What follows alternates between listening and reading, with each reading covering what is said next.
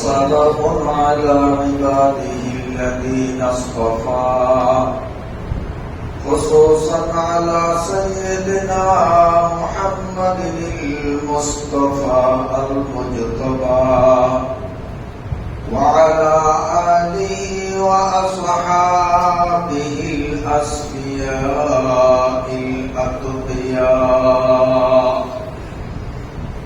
اللهم صل على سيدنا ونبينا وشفينا وحبيبنا ومولانا محمد وآله وأصحابه وبارك وسلم. اللهم صل على سيدنا ونبينا وشفينا وحبيبنا ومولانا محمد وآله وأصحابه وبارك وسلم. اللهم صل على سيدنا ونبينا وشفينا وحبيبنا ومولانا محمد وآله وأصحابه وبارك وسلم. بلغ العلا بكماله كشف الدجى بجماله حسنت جميع خصاله صلوا عليه وآله. أما بعد فأعوذ بالله من الشيطان الرجيم. بسم الله الرحمن الرحيم. هل أتاك حديث الغاشية وجوه يومئذ خاشعة عاملة ناصبة تصلى نارا حامية تسقى من عين آنية ليس لهم طعام إلا من ضريع لا يسمن ولا يغني من جوع. وجوه يومئذ ناعمة لسعيها راضية في جنة عالية لا تسمع فيها لاغية فيها عين جارية. صدق الله مولانا العظيم وصدق نبينا الكريم ونحن على ذلك لمن الشاهدين.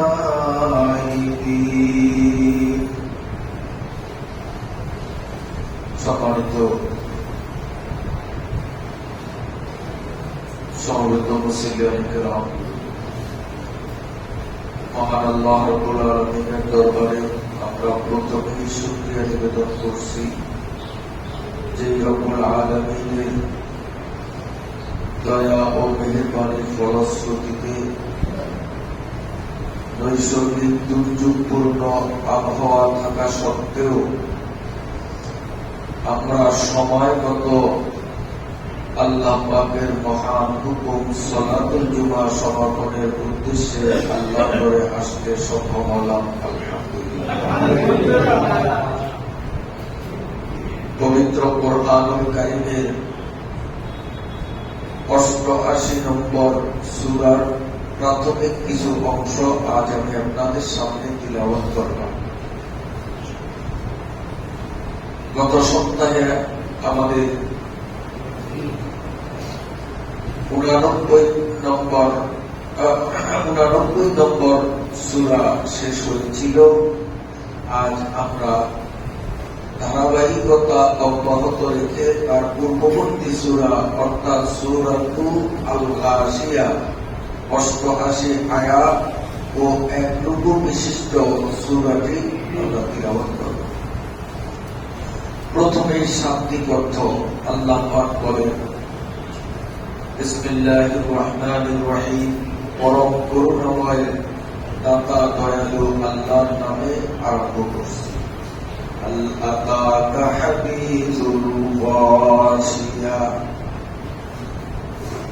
আপনার নিকট কি আচ্ছাদনকারী কিয়ামতের বৃত্তান্ত পৌঁছেছে?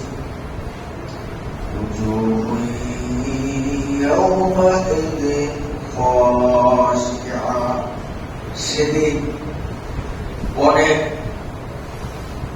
মুখমণ্ডলের অধিকারীগণ লাঞ্ছিত ও অপমানিত হবে।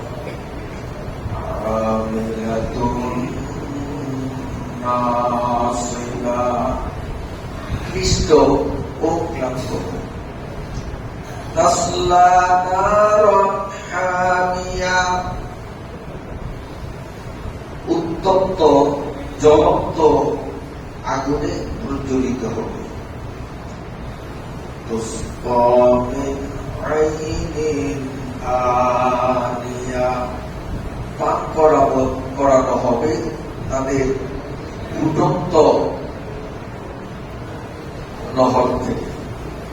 লাইসা লাহুম তাআমুন ইল্লা মিন দরির, তাদের জন্য দড়ি ব্যতীত ভিন্ন কোনো খাবার থাকবে না।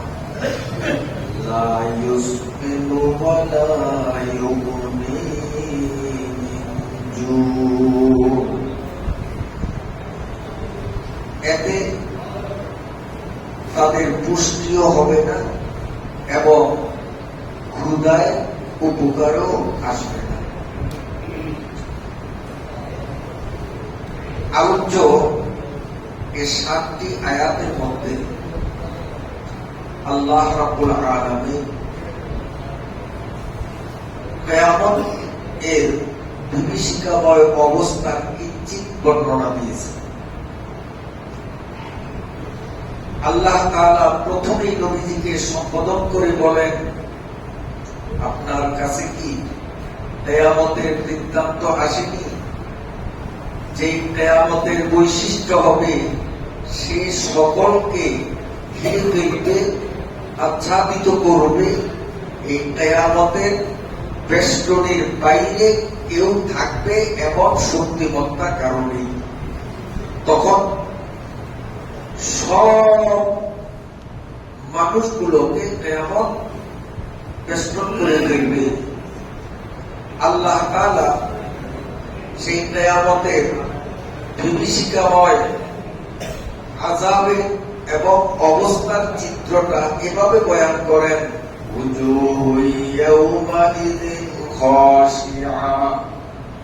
কিয়ামতের দিন বহু সংখ্যক মানুষ তারা লাঞ্ছিত অপমানিত হবে, তুচ্ছ হ্যাঁ প্রতিপন্ন হবে।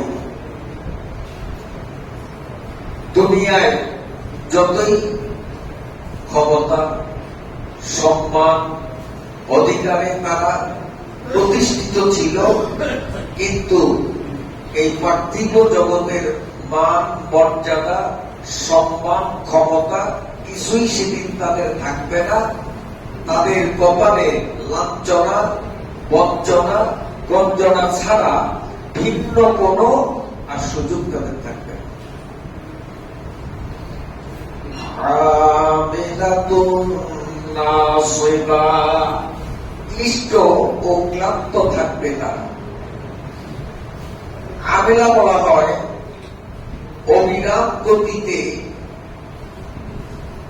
পরিশ্রমে যে অস্থির থাকে তাকে বলে আমিলা।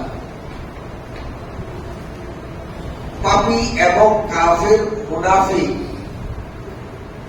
ব্যক্তিদেরকে জাহান্নামে যখন দেয়া হবে সেখানে সুস্থে তাদের থাকতে দেওয়া হবে না, সবাইকে সেখানে আমেলা বানানো হবে, অর্থাৎ অবিরাম গতিতে তাদেরকে কাজ করতে বাধ্য করা হবে। কেমন কাজ? যে কাজের কোন রেজাল্ট নেই। যেমন কোন আসামি যখন জেলখানায় যায়, কোর্ট থেকে সশ্রম কারাদণ্ড তার জন্য বরাদ্দ করা হলো। সশ্রম কারাদণ্ড মানে সেখানে জেলখানায় শুধু আরামে শুবে খাবে থাকবে তা নয়, তাকে দিয়ে এমন কাজ করানো হবে যে কাজের কোন ফলাফল নেই, রেজাল্ট নাই। মানে বালতি ভরে ভরে এই পুকুরের পানি ওই পুকুরে গেল, এখানকার মাটি খনন করে ওখানে স্তূপ করো, আবার বিশাল স্তূপ হলে সেই মাটি খনন করে আবার গর্ত ভরাট করো। এই হল সশ্রম কারাদণ্ড। মানে তাকে পরিশ্রমে অতিষ্ঠ করে রাখা হবে। আল্লাহ বলেন আমিলাতুন, যে দোজখী মানুষগুলো দুনিয়াতে তারা আল্লাহ পাকের হুকুম, নামাজ, রোজা, শরীয়তের বিধিবিধান পালনের কাজ করত না, এদেরকে জাহান্নামে আমেলা বানানো হবে, সশ্রম কারাদণ্ড দেওয়া হবে। তাদেরকে বলা হবে বিশাল বড় বড় পাহাড়, পাহাড়ে ওঠো, আবার নামো, আবার ওঠো, আবার নামো। এইভাবে তাদেরকে সব সময় পরিশ্রমে ব্যস্ত রাখা হবে। নাসিবা, হতভাগ্য, দুর্ভোগ, তাদের হতভাগ্যতা চূড়ান্ত কতটুকু এটা বর্ণনা করার শক্তি দুনিয়ার কোন মানুষের নেই। চরম পর্যায়ে দুর্ভোগে তারা সেদিন ভুগবে। এই দুর্ভোগের কিছুটা চিত্র আল্লাহ এখানে নির্ণয় করলেন। এক নম্বর, তাদেরকে উত্তপ্ত অগ্নিকুণ্ডলিতে নিক্ষেপ করা হবে। উপরে আগুন, নিচে আগুন, ডাইনে আগুন, বামে আগুন, আগুনের সমুদ্রে তারা ডুবন্ত থাকবে। দুনিয়ার আগুনে কোন প্রাণীকে নিক্ষেপ করলে কিছুক্ষণের মধ্যেই ছটফট করে সে মৃত্যুবরণ করে, তার মরণ হয়ে যায়। কিন্তু জান্নাতীদের জান্নাতে প্রবেশের আগে জাহান্নামীদেরও জাহান্নামে নিক্ষিপ্ত করার আগে উভয় দলের সামনে দুম্বার আকৃতিতে আল্লাহ রাব্বুল আলামিন মৃত্যুটাকে উপস্থাপন করে আল্লাহ তাআলা নিজ কুদরতি হাতে সেটিকে জবাই করে উভয় পক্ষকে বলবেন যে মরণ জিনিসের মরণ হয়ে গেছে। এখন জান্নাতীদেরও মরণ হবে না, জাহান্নামীদেরও মরণ হবে না, মরণের মরণ হয়ে গেল। মরণটাকে দুম্বার আকৃতিতে এনে সেটিকে শেষ করে দিবেন। কাজী জাহান্নামীরা এই আগুনের সাগরে ডুবন্ত থাকবে, সীমাহীন কষ্ট ভোগ করবে বটে, কিন্তু মরণ তাদের হবে না। আগুনে জ্বলতে জ্বলতে পিপাসায় কাতর হয়ে পানি পানি করে যখন তার আত্মচিৎকার করবে, আল্লাহ বলেন তুসকা মিন আইনিন আনিয়া, তাদেরকে ফুটন্ত পানি ঝর্ণা থেকে পান করানো হবে। ঝর্ণা, খাল, নদী পুরাটাই টকবক করে ফুটন্ত পানিতে ভরা, সেখান থেকে তাদেরকে পানি পান করতে দেয়া হবে। এই পানিটা কতটা গরম হবে, হাদিসে পাকে রাসূলুল্লাহ সাল্লাল্লাহু আলাইহি ওয়াসাল্লাম আয়াতের বিশ্লেষণে বলেন, এই তুসকা মিন আইনিন আনিয়া ফুটন্ত পানিটার রূপ হবে এমন, যখন পানির গ্লাস এভাবে পান করার জন্য সামনে আনা হবে, গ্লাস থেকে যে বাষ্প উঠবে, গরম পানির বাষ্প, এই বাষ্পের উষ্ণতায় তাদের মুখমণ্ডলের গোস্ত, চামড়াগুলো সব বিগলিত হয়ে নিচের দিকে ঝরে পড়বে। এরপরেও তারা পিপাসায় এতটাই যে কাতর হবে, এই দুর্বিষহ পিপাসায় তারা একেবারে অস্থির অবস্থায় সেই গরম পানি পান করার জন্য তারা বাধ্য হবে। যখন তারা এই পানি মুখের মধ্যে দিয়ে গিলবে আর এই পানি পেটের ভিতরে প্রবেশ করার সাথে সাথে পেটের ভিতরস্থ নারী বুড়িগুলো মমের মতো বিগলিত হয়ে পর্দা দিয়ে নিঃসৃত হবে। কিন্তু মরণ হবে না। যখনই তাদের এই নারী বুড়িগুলি গলে পায়খানার রাস্তা দিয়ে ঝরে যাবে, আবার নতুন করে নারী বুড়ি তাদের পেটের ভিতরে তৈরি করা হবে, আবার পানি পান করানো হবে, আবার এইভাবে গলে যাবে, আবার তৈরি করা হবে, চলতে থাকবে চলতে থাকবে, কিন্তু কোন মরণ হবে না। লাইসা লাহুম তাআমুন ইল্লা মিন দরিক। জাহান্নামীরা একদিকে যেমন সীমাহীন পিপাসায় কাতর থাকবে, ঠিক তেমনি ক্ষুধায়ও তারা অতিষ্ঠ থাকবে। ক্ষুধার জ্বালা সইতে না পেরে খাবার চাই বলে যখন চিৎকার করবে, আল্লাহ তাআলা তাদের খাদ্য হিসাবে কি পরিবেশন করবেন? আল্লাহ বলেন, লাইসা লাহুম তাআমুন ইল্লা মিন দরিক। তাদেরকে খাওয়ার জন্য পরিবেশন করা হবে কেবলমাত্র এক প্রজাত জিনিস, সেই জিনিসটার নাম কোরআনের ভাষায় দড়ি। দড়ি কি জিনিস? রাসূলুল্লাহ সাল্লাল্লাহু আলাইহি ওয়াসাল্লাম তার ব্যাখ্যা বলেন, দড়ি হলো জাহান্নামের মধ্যে কাঁটাযুক্ত এক ধরনের ঘাস, যেই ঘাস অত্যন্ত বিষাক্ত, যেই ঘাস কোন প্রাণী মরে যাওয়ার পর তার শরীর ফুলে ফেটে যখন গলে যায়, ওই মরদেহ, পচা মরদেহ থেকে যেমন দুর্বিষহ দুর্গন্ধ ছড়ায়, তার চেয়েও লক্ষ কোটি গুণ কঠিন মাত্রায় ওই দড়ি নামক ঘাস থেকে দুর্গন্ধ ছড়াবে। এই দুর্গন্ধময় বিষাক্ত কণ্টকপূর্ণ খাবার তাদেরকে খেতে দেওয়া হবে। এছাড়া লাইসা লাহুম তাআমুন ইল্লা মিন দরিক, এই এক প্রজাতির জিনিস ছাড়া খাওয়ার জন্য তাদের আর কিচ্ছু দেওয়া হবে না। এরা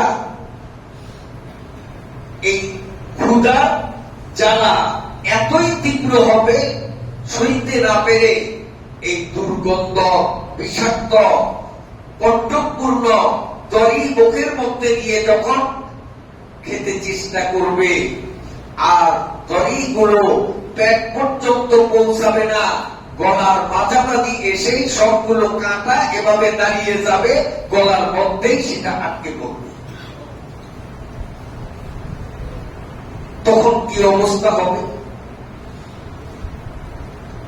এর কয়েক বছর আগে আমাদের ভোলার দক্ষিণাঞ্চল শশীভূষণ বাজারে অল্প দক্ষিণ পাশের এক ঘটনা। আমার মাহফিল ছিল সেখানে। ওই মাহফিল কমিটির সভাপতি যিনি, ওনার বাড়িতে ওনার মেয়ে আসছে বেড়াবার জন্য।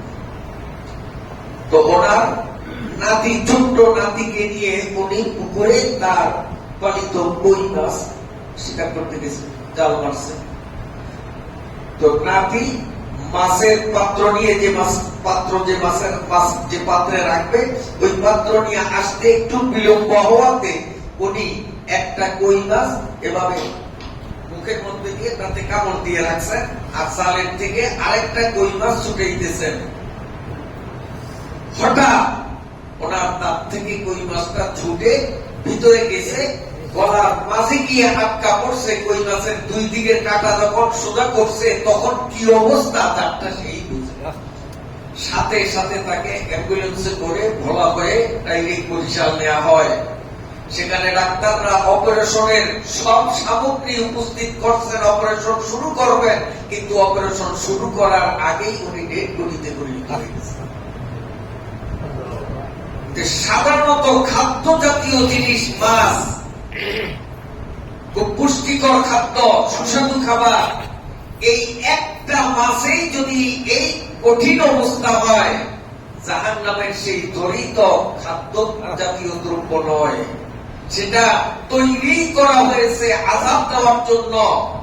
এই দড়ি যখন জাহান্নামীরা খেতে চেষ্টা করবে, গলার মাঝামাঝি এসে ওই কই মাছের মতো কাঁটাগুলো খাড়া করে দিবে, আটকা পড়বে।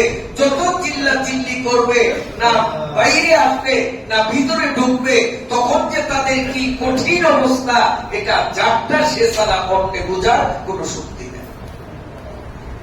লাইসা লাহুম তাআমুন ইল্লা মিন দারিব লা ইউসমিনু ওয়ালা ইউগনি মিন জু। মানুষ খাদ্য সামগ্রী গ্রহণ করে দুই কারণে, হয়তো ক্ষুধা নিবারণ অথবা পুষ্টি সঞ্চার। শরীরে পুষ্টি আসবে, ক্ষুধা নিবারণের জন্য না। যেমন আমরা বাজারে গেলাম, একটা ভালো ফল দেখলাম, 50 টাকায় কিনলাম, খাইলাম, আঙ্গুর কিনলাম, খাইলাম, এটা ক্ষুধা নিবারণের জন্য না, এটা হলো শরীরে পুষ্টির যোগানের জন্য। যখন শরীর হৃষ্টপুষ্ট হবে, শরীরের শক্তি আসবে, এই পুষ্টি হওয়ার উদ্দেশ্যে খাবার গ্রহণ করে। আবার ক্ষুধা নিবারণের জন্য পেটে খুব ক্ষুধা, হোটেলে ঢুকছে, 2টা রুটি খাইল, 20 টাকার ভাজি খাইল, এটা ক্ষুধা নিবারণের জন্য। তো মানুষ খাদ্য সামগ্রী গ্রহণের পিছনে 2টা কারণ, হয়তো ক্ষুধা নিবারণ অথবা পুষ্টির যোগান। আল্লাহ বলেন, এই জাহান্নামীদেরকে জরি খাইতে দেওয়া হবে, এই জরি তারা খাওয়ার চেষ্টা করবে, কিন্তু এতে পুষ্টি বলতেও কিছু নাই এবং ক্ষুধা নিবারণের কাজেও উপকার করবে না। কারণ ক্ষুধা নিবারণ তো হবে যখন পাকস্থলীতে খাবার পৌঁছায় তখন, কিন্তু ওর খাবার তো গলার মাঝে একটা পড়বে, তো নিচে নামবে না। লা ইউসমিনু ওয়ালা ইউগনি মিন জু। ক্ষুধা নিবারণও কাজে আসবে না এবং পুষ্টির যোগানো হবে না। এই খাবার এটা এক জাতীয় আযাব, এক জাতীয় কষ্ট। এই ছোট্ট ছোট্ট কয়েকটি আয়াতে আল্লাহ রাব্বুল আলামিন জাহান্নামীদের ভয়াবহ, দুর্বিষহ, কঠিন অবস্থার বিবরণ যখন তুলে ধরলেন, আর আয়াতগুলো রাসূলুল্লাহ সাল্লাল্লাহু আলাইহি ওয়াসাল্লাম মুসলমানদের সামনে তিলাওয়াত করে যখন শোনালেন, মুসলমানরা ভীত সন্ত্রস্ত হয়ে চোখ থেকে পানি ছেড়ে দিয়ে কাঁদতেছে, আমাদের কি উপায়, আমাদের কি উপায়, এটা তো আমরা সহ্য করতে পারবো না। মুমিনরা নিরাশ হয়ে যায়।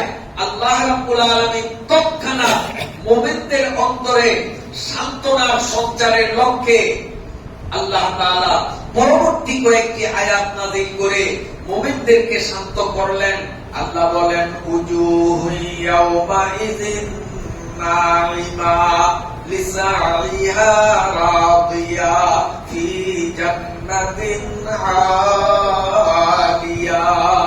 আল্লাহ বলেন, ও মুমিনরা, তোমরা এত ভীত কেন, এত সন্ত্রস্ত হওয়ার কারণ নেই। উজুহু ইয়াওমাইযিন নাঈমা, সেদিন যেমন অনেক মানুষ খাশিআ থাকবে, অপমানিত, লাঞ্ছিত থাকবে, ঠিক পাশাপাশি উজুহু ইয়াওমাইযিন নাঈমা, অপর একদল মুখমণ্ডলধারী ব্যক্তিবর্গ, তারা থাকবে সুখ স্বাচ্ছন্দ্যে মগ্ন। তাদের শান্তি, তাদের আরাম এমন। রাসূলুল্লাহ সাল্লাল্লাহু আলাইহি ওয়াসাল্লাম ব্যাখ্যায় বলেন, মালা আইনুন রাআত ওয়ালা উযুনুন সামিআত ওয়ালা খাতারা আলা কলবি বিবাসার, জান্নাতীদের সুখ সামগ্রী, আরাম আয়েশের উপকরণ এমনটা হবে মা লা আইনুন রাআত, যে সুখ শান্তির উপকরণ পৃথিবীর কোন মানুষ দেখেনি, দেখার শক্তিও নেই, সুযোগও নেই। কল্পনাতীত, ধারণাতীত সুখ সামগ্রী আল্লাহ মুমিনের জন্য সেদিন সরবরাহ করবেন। ওয়ালা উযুনুন সামিআত, জান্নাতীদেরকে বিনোদনের জন্য, আরাম উপভোগের জন্য এমন সব উপকরণ সরবরাহ করা হবে। রাসূলুল্লাহ সাল্লাল্লাহু আলাইহি ওয়াসাল্লাম বলেন, ওয়ালা উযুনুন সামিআত, দুনিয়ার কোন মানুষের কান এগুলো শুনে নয়, কিয়ামত পর্যন্ত শুনতেও পারবে না। অর্থাৎ কানে শুনি তো আমরা, আমাদের যতটুকু শক্তি আছে, আর জান্নাতের সুখ সামগ্রী এগুলো আমাদের বুঝার, আমাদের উপলব্ধি করার সীমার অনেক বাইরে, অনেক উপরে। কানেও শুনি নাই, চোখেও দেখি নাই। ওয়ালা খাতারা আলা কলবি বাশার, জান্নাতের সুখ সামগ্রী এতই যে উন্নত মানের, দুনিয়ার কোন মানুষ যত বড় বুদ্ধিমান হোক না কেন, ওয়ালা খাতারা আলা কলবি বাশার, পৃথিবীর কোন মানুষ সেটা তার বিবেক দিয়ে উপলব্ধি করার শক্তিমত্তা কারো মধ্যে নেই। কল্পনার উপরে। আল্লাহ বলেন লিসাইয়া রাদিয়া, তারা তাদের কর্মের জন্য সন্তুষ্ট থাকবে। অর্থাৎ দুনিয়ায় খেয়ে না খেয়ে রোজা রাখছে, সময় মতো নামাজ পড়ছে, আল্লাহ পাকের আদেশ পালনে কষ্ট সহ্য করেছে, আর এই কষ্টের নামাজ, রোজা, দান, খায়রাত, জিকির, আজকার, দোয়া, দুরূদ এগুলো করতে মুমিনরা দুনিয়ায় অনেক কষ্ট সইতে হয়েছে। এই আমলগুলোর জাযা, তার প্রতিদান, তার সওয়াব যখন তার সামনে হাজির করা হবে, তখন তারা লিসাইহা রাজিয়া, দুনিয়ার এই কষ্ট তার জন্য সার্থক, এই কষ্ট করার দ্বারা সে সার্থক হয়েছে, এই জন্য সে সন্তুষ্ট হয়ে যাবে। বিষয়টা আমরা সহজে ভাবে বুঝতে পারি। যেমন একজন রিক্সা চালক পায়ে পেডেল মেয়েরা যে রিক্সা চালায়, এই রিক্সা চালক প্রচন্ড শীতের মধ্যে বড় মেয়াকে রিক্সায় বসিয়ে নিয়ে গেল 5 কিলোমিটার দূরে। পৌষ মাঘের হাড় কাঁপানো শীত, কি যে বেচারার কষ্ট, গায়ে গরম কাপড় নেই, হাত মোজা পা মোজা নেই। এই শীতের মধ্যে পেডেল মারতে মারতে সারা শরীর হিম হয়ে গেছে, কি যে কষ্ট। কিন্তু 5 কিলোমিটার যাওয়ার পর বড় মেয়া যখন 1000 টাকার একটা নীল নোট তার হাতে দিয়ে বলে, সবটাই তোর যা, তখন সে যে এতক্ষণ যে কষ্ট করেছে, এই কষ্টের প্রতিদান 1000 টাকার একটা নোট যখন হাতে পাবে, তখন সেই কষ্ট সে ভুলে যাবে। তখন বলবে যে, মিয়া যদি আরো 5 কিলোমিটার আমাকে নিতেন, তো আমি তো 500 টাকা 1000 টাকার নোট আরো একটা পাইতাম। কষ্টের কথা ভুলে যায়। আল্লাহ বলেন লিসাইহা রাদিয়া, ইমানদার ব্যক্তিরা দুনিয়াতে যে আমল করতে গিয়ে কষ্ট করেছে, আল্লাহ রাব্বুল আলামিনের হাতে যখন এই আমলের প্রতিদান, তার সওয়াব যখন তারা দেখবে, তখন রাদিয়া, তারা সবাই সন্তুষ্ট হবে, এই কষ্টের কথা একদম ভুলে যাবে। ফি জান্নাতিন আলিয়া, হাসরের মাঠে তাদেরকে সওয়াব আর প্রতিদান দিয়ে তাদের মনকে সন্তুষ্ট করার পর আল্লাহ বলেন ফি জান্নাতিন আলিয়া, সমুন্নত জান্নাতে তারপর তাদেরকে পাঠানো হবে। টেনশন মুক্ত করে হাস্যোজ্জ্বল মুখ যখন তাদের হবে, ওই অবস্থায় আল্লাহ তাআলা টেনশন মুক্ত অবস্থায় ইমানদার ব্যক্তিদেরকে ফি জান্নাতিন আলিয়া, সমুন্নত জান্নাতে ঢুকিয়ে দিবেন। এখন জান্নাতে যখন ঢুকবে তাদের অবস্থা কেমন হবে? আল্লাহ আল্লাহ তার কিঞ্চিত বর্ণনা এখানে দিয়েছেন। আল্লাহ বলেন লা তাসমাউ ফিহা লাগিয়া। আমরা পৃথিবীতে যত বড় ক্ষমতার মালিক হই না কেন, যত সম্পদশালী হই না কেন, আমাদের অভিপ্রায়ের বিপক্ষে অনেক কথা আমাদের শুনতে হয়। অনেক কথা যেটা আমার মন চায় না। যেমন একজন চেয়ারম্যান, ওনার ভক্ত যারা, তারা তো তার সুনাম গায়, কিন্তু বহু লোক তার এন্টিতে তার দুর্নাম ছড়ায়, যেটা শুনতে তার মন চায় না। একজন প্রধানমন্ত্রী, তার বিরুদ্ধে বহু লোক এমন এমন উক্তি তার ব্যাপারে উপস্থাপন করে যেগুলো শুনতে সে ইচ্ছুক না।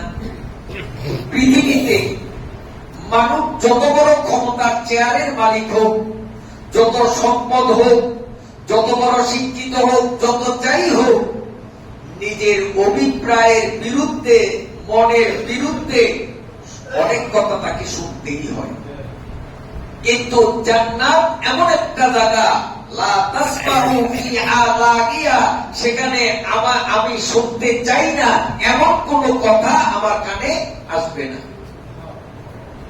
শুধু কানে আসবে এমন কথা যে কথাগুলো আমার শুনতে ভালো লাগে।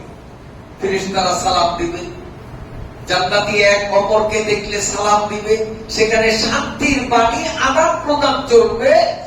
মনের অভিপ্রায়ের বিপক্ষে, ইচ্ছার বিরুদ্ধে একটি মাত্র বাক্য, একটি মাত্র শব্দ কোন জান্নাতীর কানে আসবে না। ফিহা আইনুন জারিয়া। আল্লাহ বলেন, ও ঈমানদার বান্দারা, তোমাদের নেক আমলের প্রতিদান দিয়ে ধন্য করার পর এমন জান্নাতে তোমাদেরকে প্রবেশ করানো হবে, ফিহা আইনুন জারিয়া, যার মধ্যে থাকবে চলমান স্রোতস্বিনী নদ নদী, চলছে দুধের নদী, শরাবের নদী, মধুর নদী, এইভাবে বিভিন্ন রকমের সুস্বাদু পানীয় বস্তুর নদী, যার একুল বকুল বিশেষ এক ধরনের কাঁচ দ্বারা নির্মিত হবে, এবং ভেতরে সেই প্রবাহমান বস্তু, দুধ হোক, মধু হোক, শরবত হোক, যাই হোক, সেটা থাকবে নির্মল, সেটা থাকবে স্বচ্ছ, সেটা থাকবে বিশুদ্ধ। ফিহা আইনুন জারিয়া। এই জান্নাতের মধ্যে এমন বিশুদ্ধ পুষ্টিকর পানীয় স্রোতস্বিনী নদ নদী, নহর আর খাল প্রবাহমান থাকবে। ফিহা সুরুরুম মারফুআ। সূরাটিতে সর্বমোট আয়াত সংখ্যা হলো 26টি। এই 26 আয়াতের মধ্য থেকে আজ আমরা 12 নম্বর আয়াতের মাথায় এসে পৌঁছলাম। আল্লাহ তাআলা যদি তৌফিক দেন, আগামী জুমায় আবার 13 নম্বর আয়াত থেকে যথারীতি ধারাবাহিকতা অব্যাহত রেখে আমাদের আলোচনা চলবে ইনশাআল্লাহ। যাদের